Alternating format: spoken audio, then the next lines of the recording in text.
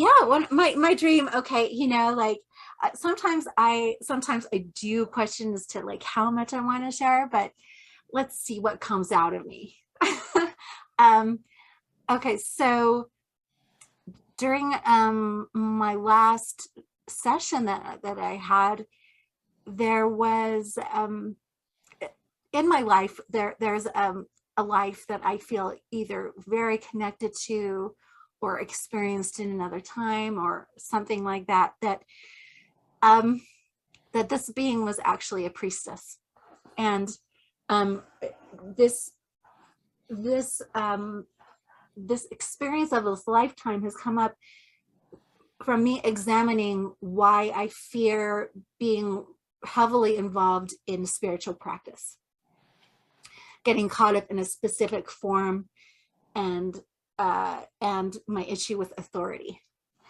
And so years and years and years of me, kind of being with this. And so this in this life as the priestess, I actually, which is something that's very dear to me right now, is really the ability that we have when we join partnership in our energies and how we support and love each other. And in this temple, I pretty much trained people, couples, how to interact in a way that brought power to the situation, rather than like someone was demeaned, or it was a system that I trained people in, basically, and how they could interact sexually, and thus with the energies, and build up the vibration of the world so that people were more safe. Okay. And so in this lifetime, though, I recognized that I myself, there was a lot of pain that I had, and I caused a lot of pain in how I treated people. And I saw that my purpose became more important than the reality of love. And the purpose was initiated because of actually a fear as being mistreated and not identified as a source of power as a woman, as feeling incomplete. And thus, I wanted to train two people to come together in the right way so that true power could be felt. And so as I visited this energetically, I looked, and it looked like there was this parasite that that had clouded my vision somehow, and it was tied to a visual. I don't know how to describe it.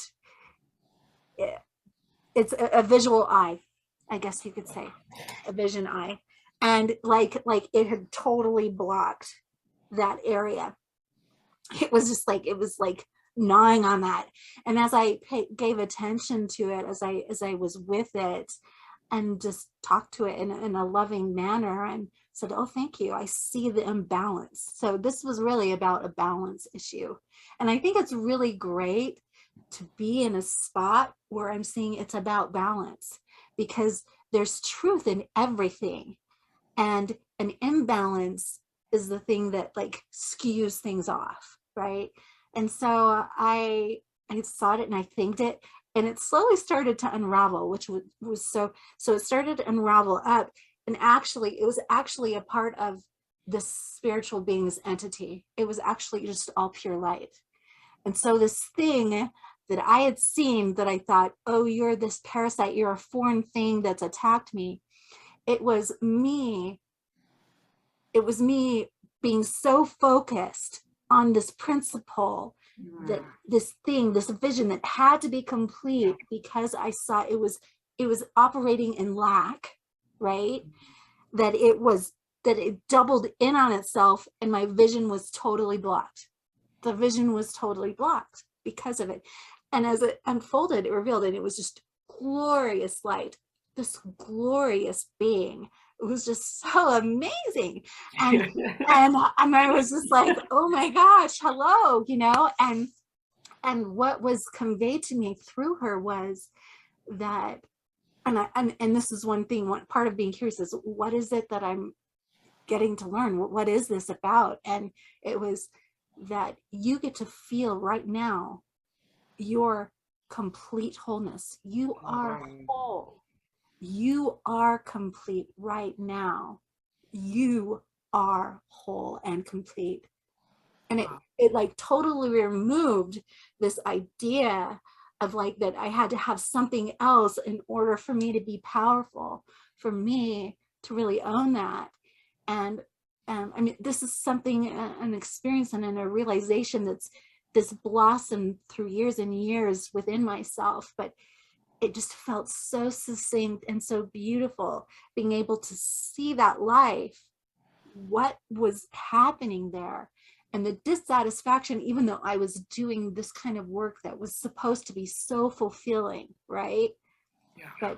But because of where I hadn't sat and acknowledged this girl that had sorrow and that had been neglected and that had felt unsafe, and I just got to be with her. Like, it was so simple. I just got to be with her and to say, you know, you are complete and whole. I'm here with you, you know? And so it was just a really beautiful session that I got to experience that.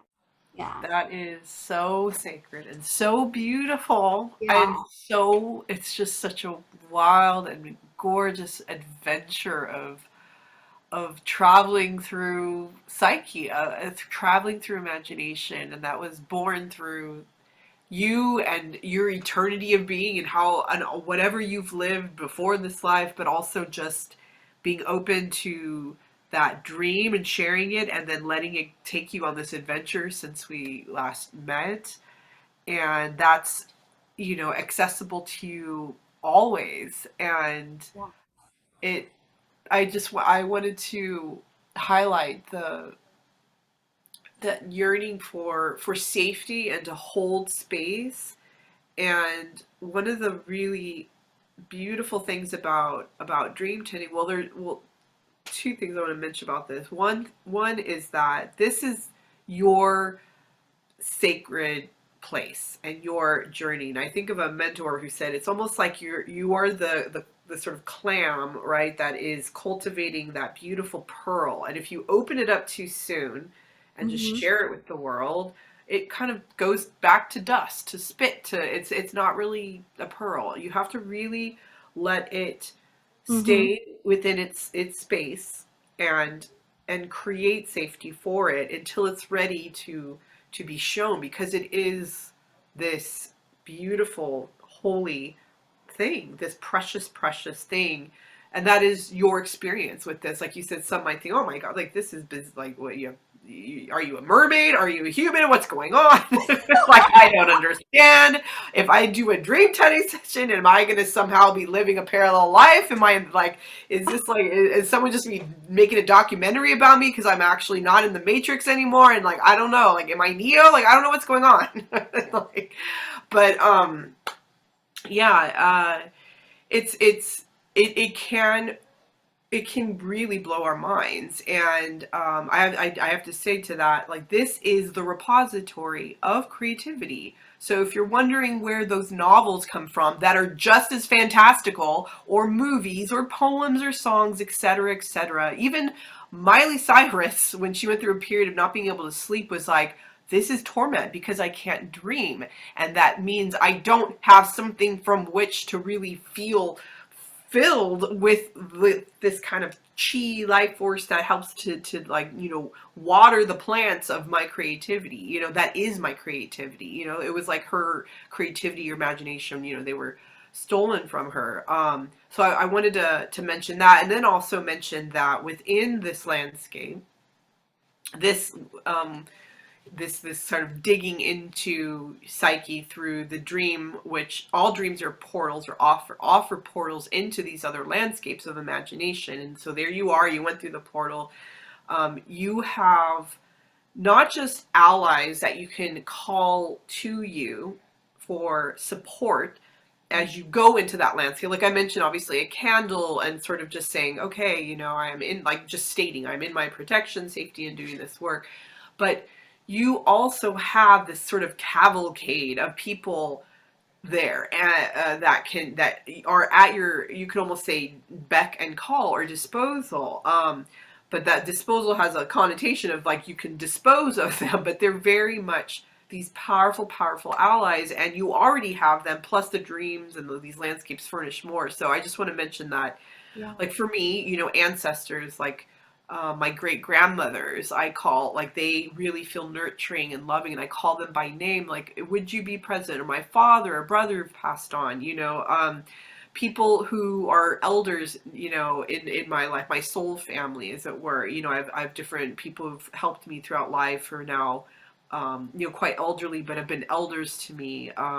It doesn't have to be something, completely esoteric, but then also in doing this work. So for example, like if you wish to play with me a little bit, and you're open to this, Mhm.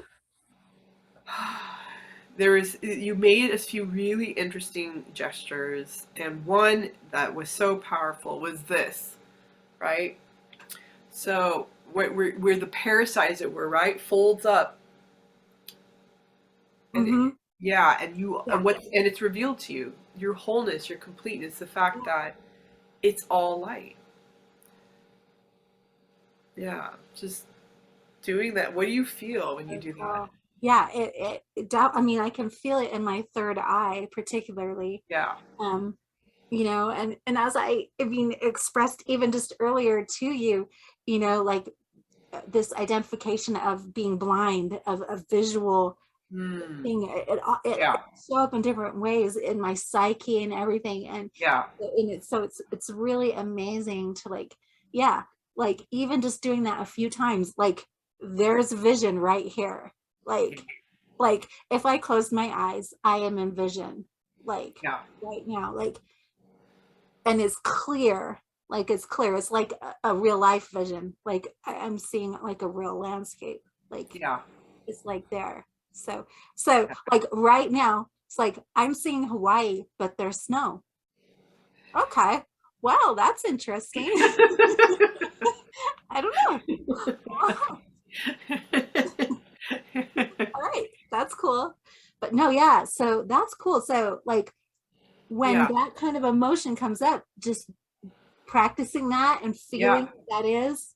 Yeah, feeling that when I doing it with you, and in this kind of very charged, beautiful, atmosphere that we have between us, this sort of connection, like I get chills going down my arms, up. It's like an energy that wants to kind of, exalt and praise and Yeah. glorify, and just be. We were talking about earlier, like that fun. Like I just feel like energy that's just wants to shoot out, and it reminds me too of your shoulder, your the sort of the pain that you were mentioning earlier. Yeah. There's something, I mean, I actually do have some shoulder issues myself that are quite ongoing, and from deep, yeah, trauma and pain too, physical and psycho-emotion, so psycho-emotional. So I do, there's something about that too, I think, that's resonating through me.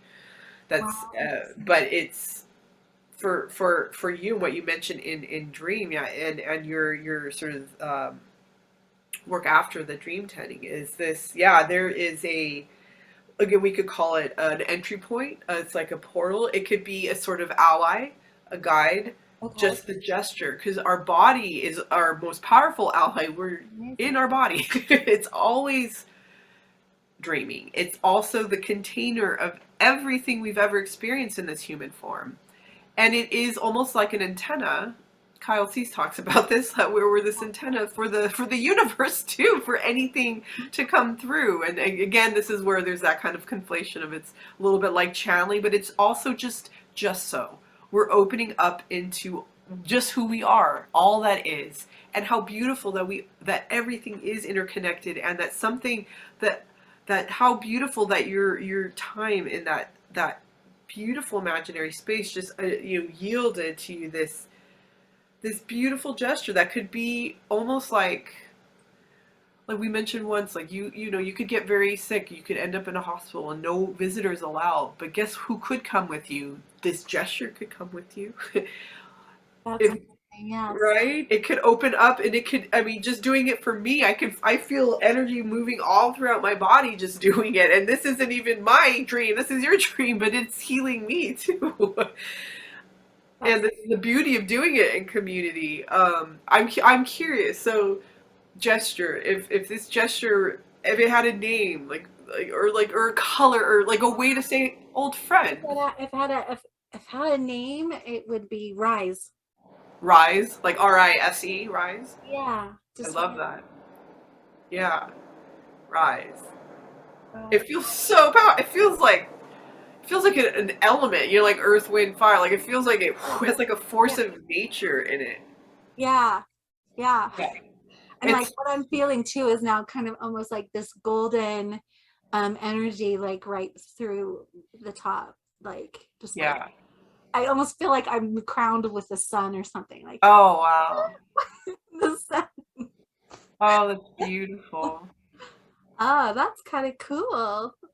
Well, it matches your hairdo. I know, I was gonna say. And I have to, so another facet of dream tending is what's called amplification, and meaning tapping into sort of the cultural stories, mythologies, the archetypes that are, tied to perhaps, or just are possibilities of furthering, the dream or the images. And, the sun, of course, is sort of the sacred masculine, and we think of the solar consciousness, and also the solar plexus and the bright sun that shines sort of as our personality self. And I think of you as this high priestess and of priestess and embodying her sacred feminine, and yet there was this kind of a disconnect, right, an imbalance. But then what's beautiful is that, right, with rise and rising up, right, and now with sun, it's almost like there is a balance between that feminine power and then the masculine power, that are now quite both in equilibrium. And we're always there to begin with. You just had to have that feeling of kind of breakdown through that, journey that you went on in imagination. And then, it's not a parasite. In point of fact, it's a union. The Jungians could say it's a union between the animus and the anima, or the male, the female. But it's just the union of your parts that are whole and always were and always will be. You just had a little bit of a vision issue, right? Just a perspective issue, which kind of links back to what you were saying about that childhood blindness and lack of vision. When in point of fact, I have to say, Quinn, I've done a fair amount of dream tending now in the last few years, and I've never ever done a session with someone who imagines and sees so clearly.